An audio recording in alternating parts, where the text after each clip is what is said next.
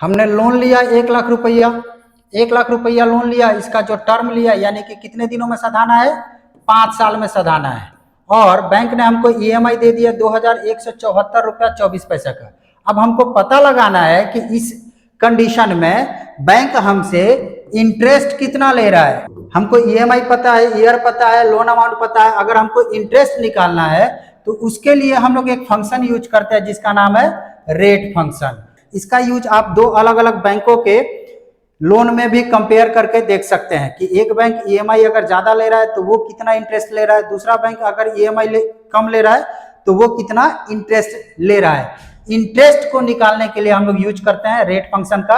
आइए देखते हैं वीडियो में आगे थ्योरी के साथ।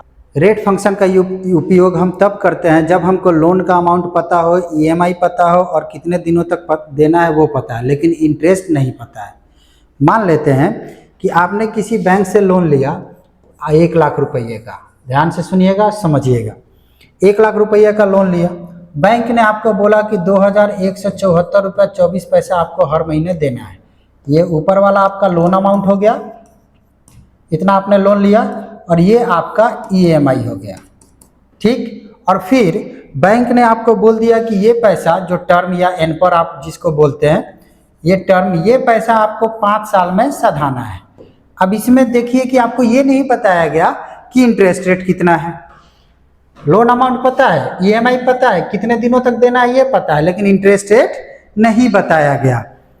तो हमको अगर जानना है कि आखिर हमारा इंटरेस्ट रेट क्या होगा तो उस सिचुएशन में हमको यूज करना पड़ता है रेट फंक्शन का।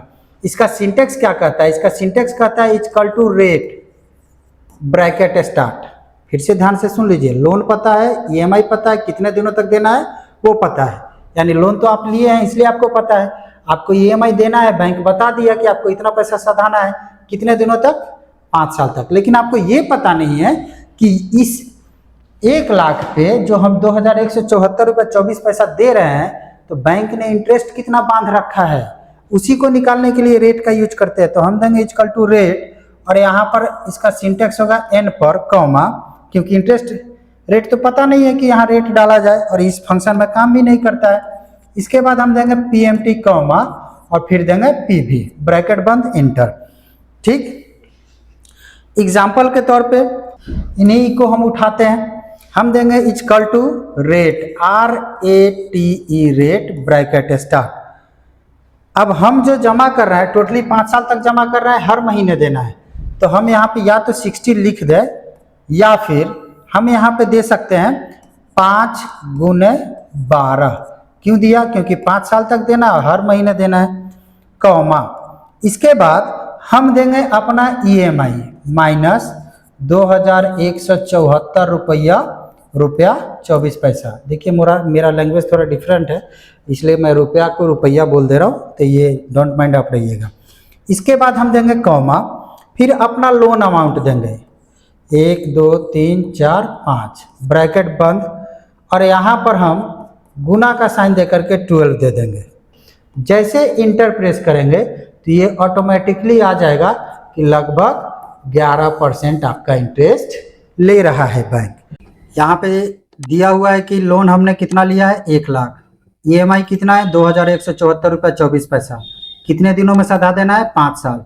तो इस लोन का इंटरेस्ट रेट क्या होगा, तो उसके लिए रेट फंक्शन का यूज करते हैं। देंगे equal to rate bracket start, सबसे पहले एन पर, यानी कि टोटली हमको कितनी बार पेड करना है, तो 60 कॉमा।